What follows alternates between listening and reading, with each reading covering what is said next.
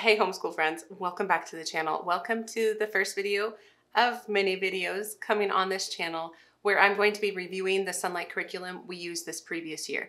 In this video in particular, I'm going to be talking about History, Bible, Literature C, or Year 2 of 2 of World History. Now honestly, this is my favorite time of year. This is my favorite time to kind of unpack all my thoughts and feelings about different curriculum that we've used, and I have many thoughts and feelings on this now. I am not going to go through every resource. You guys, I made update videos mostly monthly this year, as well as like a day in our life, as well as a complete flip through and all the resource type videos. I compiled all of those videos into a playlist. I will link it up above. In case you have found this video as you are researching HBL-C, please go check those all out. You'll get more detail, especially in the monthly videos. But for this video in particular, I'm going to hit upon things like what were some topics and discussion points that were the most impactful for us because of this curriculum, as well as I'm going to talk about our favorite books, both my kids and my favorite books. So stay tuned as we talk all about Sonlight's HBL-C.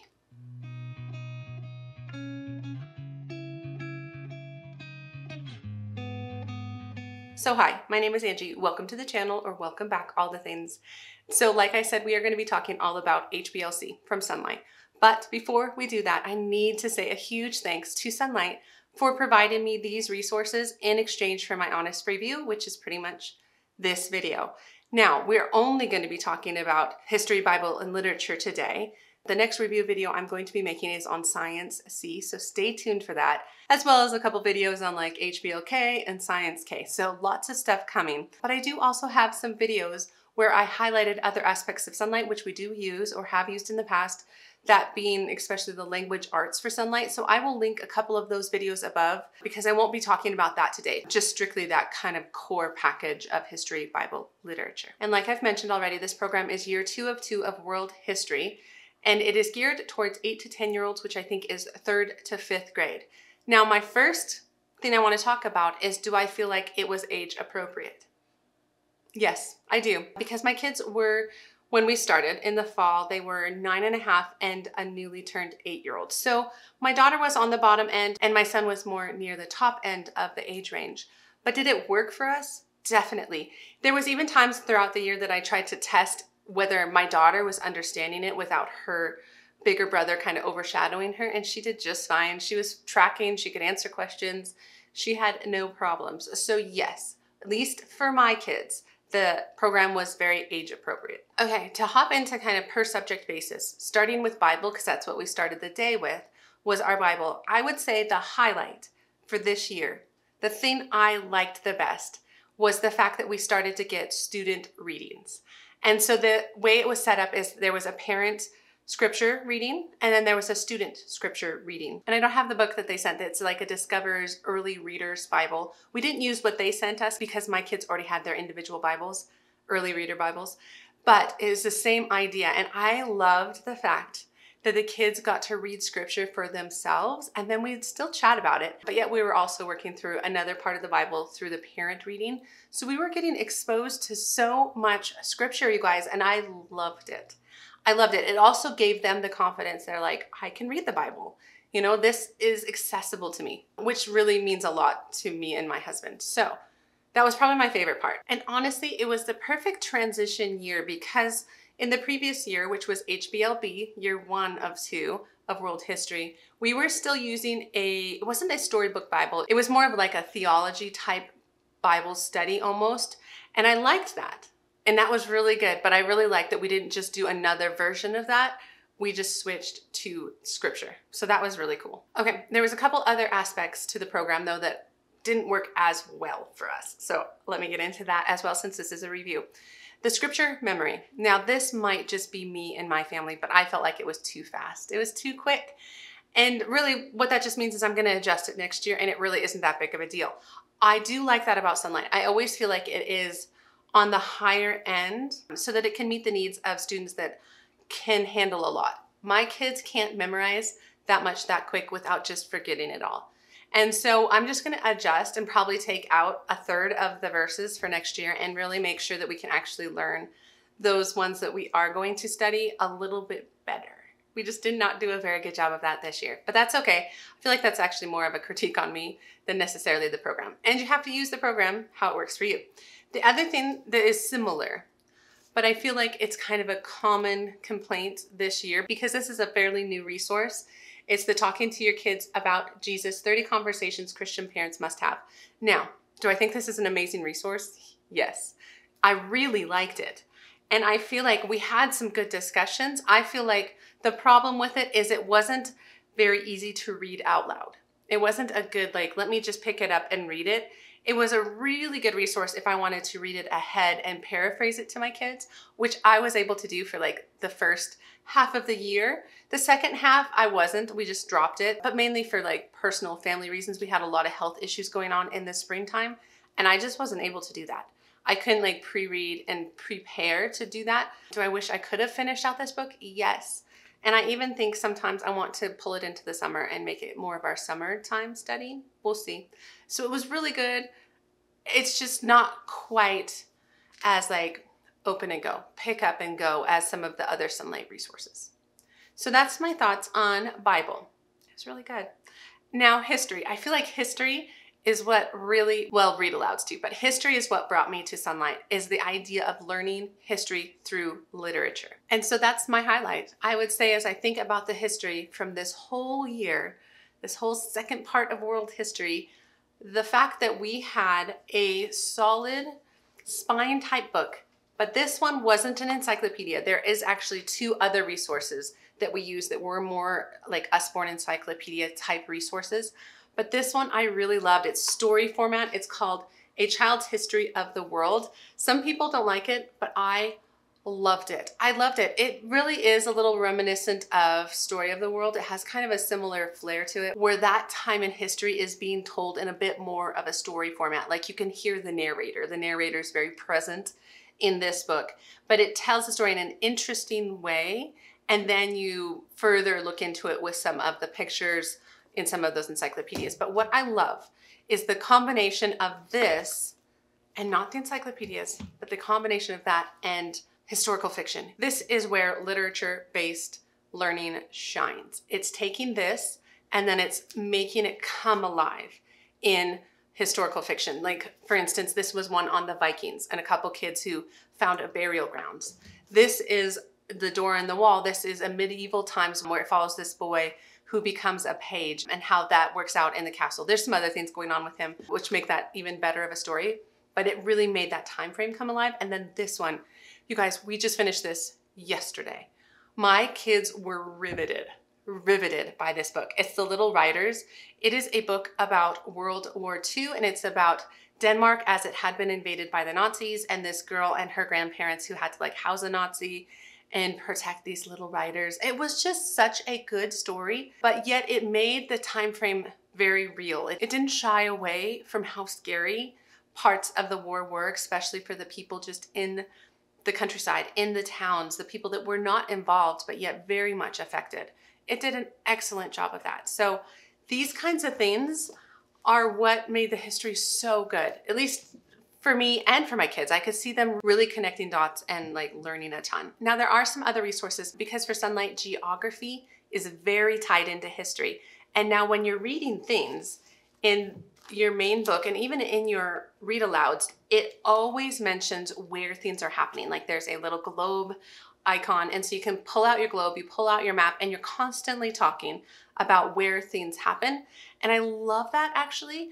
I love the fact that it's almost like a story format. You can draw on the map and you can be like, okay, first during the age of exploration, this was the person that went out and he got this far. And then somebody else came from this country and they went over here, and this person was looking for India and they went around the Horn of Africa, and all of this stuff you can draw on the map. Same with like the Crusades and how they were moving from Europe into Turkey and things like that. I just love that. I love the ties. Now, Sonlight took it even a step further. Like I was saying, they're really aiming for a full, robust kind of understanding of a time period. And they added resources such as this one, Window on the World. And this is an Operation World Prayer guide or resource where you're reading about different countries and the problems or challenges in those countries, and then a little bit more about like how Christianity has been present or not present in that country and how we can pray for those people. I loved it. It was good. We ended up dropping that and the geography songs again about midway through the year for the main reason of we just were overwhelmed with some other kind of personal stuff, but also because I found with this one, this started to feel a little bit like my kids were just getting confused by all the places and the people and all that, because it would try to tie into what we're learning, but of course it can't totally, because we're not learning about Indonesia or something like that during our history, but yet it's good to read that in here. I just felt like they were missing it. And so thus it just didn't impact them because there was no pegs in their brain, if that makes sense. They had nothing to hang it upon. So it was just like not as impactful, I guess. And so we did end up dropping some of those resources, but they're there. That's what I love. I love that about Sonlight, is it's like those resources are there. And yes, even when I come back to this level with my younger kids, we might be in a different frame of mind and dive deeper into those resources. But we weren't able to as much this time around. And then we also did use the hands-on history kit. I will put a link up here where I did a review of at least last year's kit. We love them. We didn't do all of them. And so we're actually going to finish up some of those projects throughout the summer. It'll be fine. It'll be fun. So that was a good asset to just bring a little bit more depth and just kind of tactile learning to history. And so let me end this history section with my favorite books.